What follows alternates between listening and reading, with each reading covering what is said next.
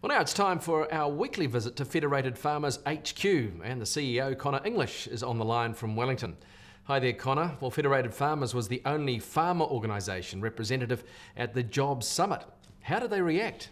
Well, we reacted very well. I mean, it was a very busy day. There was about 200 people there from right across the business spectrum, really, and unions and Merida. So it was a very busy day. Myself was there along with Don Nicholson, our president. We're in two different groups. The way they structured the day was into 6 different sort of work streams, if you like, and we were each in different work streams.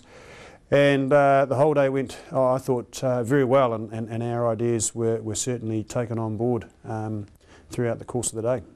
Are farmers looking at the outcomes, a 9-day fortnight, a cycleway and paid training, and thinking, are you serious? Well, look, they're not just the only outcomes. That's the way it might have been reported in the media. And I guess the media had a tough job covering off all the areas that were canvassed on the day. There was about 20 sort of headline areas, but under each of those there was a whole range of initiatives, everything around things in transitioning people through to funding firms, through to utilising assets either of iwi or of the government better. Issues around infrastructure projects, which we had a very strong input into, and fast tracking projects. So there was actually quite a range of outcomes, not just the 3 in the headline that you saw. So it certainly wasn't a waste of time, and I guess it's where to from here, which is the key question. What ideas did Federated Farmers put to the government? Well, look, we took along a sort of a bunch of strategically linked ideas, and they were very much focused around improving productivity and production so that we get more export dollars. I mean, the only way this country is going to get through this current crisis is by producing more exports, and as we know, agriculture produces 2/3 of our exports. So if we can do anything that enhances that capability, it's good. So the sort of key strands of what we suggested were firstly to remove agriculture from the ETS. There's a lot of uncertainty around that policy. It's we believe having a negative impact on investment in agriculture in New Zealand. So and it's certainly not a policy that's going to be good for the global environment. If we cause farms in New Zealand to go broke, so to speak, that food will be produced somewhere else and in a less efficient way. So the climate's going to be harmed in our view, so we need to get that out. The second thing really was around water storage. What we know from the Opua Dam experience and the government studies done of that is that for every 1,000 hectares irrigated, there's 30 new jobs. There's over $7.5 million pumped into the local economy. And there's more production. Production goes up by between sort of 200% and 300%. So, and the environmental outcomes are very good.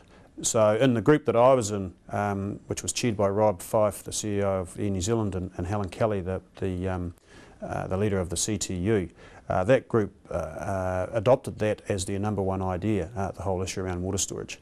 The other issues that we threw into the mix were around tree planting. Let's mitigate some of this climate change stuff, but let's utilise some of the marginal land that we've got, and also some of the lower skilled people that we might have out there who are surplus from, say, the construction industry or other parts of the economy, and get the government involved and plant, say 1 million hectares of trees over the next wee while. That gives us a resource to harvest in future years. The other infrastructure issues that we were pushing, of course, were around broadband and roading, cell coverage, that sort of thing. But the final area that we were pushing on was facilitating people to come into the farming community to work, and again, surplus people from perhaps the urban environment, how we can move them around the country, how we can train them, how we can get them up to speed so that they can meet some of the labour shortages which we actually have across rural New Zealand. So a bunch of policies around training and facilitating that movement. So if you wrap it all up, Our package was pretty sort of integrated. The good thing was that the ideas were taken on board to various degrees. The ETS one, it was felt that was under a policy under review at the moment, so that was sort of moved to one side, if you like.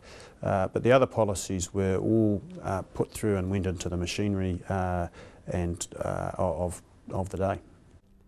Now, do you think farmers looked at the businesses who attended the summit and thought, what a lot of moaners? No.